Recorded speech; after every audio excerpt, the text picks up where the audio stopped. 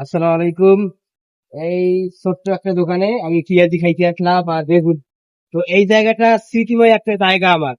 এই জায়গায় আমি আরো একবার আসছিলাম মনে এক ঝনকাকে নিয়ে। তো আজকে যাওয়ার সময় এই জন্য আর কি খাইতেছি। এর আগে খাইছি এই পেঁয়াজিটা অনেক সুন্দর লাগছে, এর জন্য নামলাম। তো কে কারা দেখতেছেন এই দোকানে খাবেন?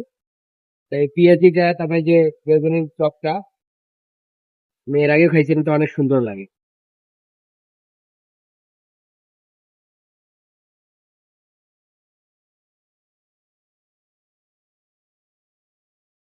হম, মজা আছে।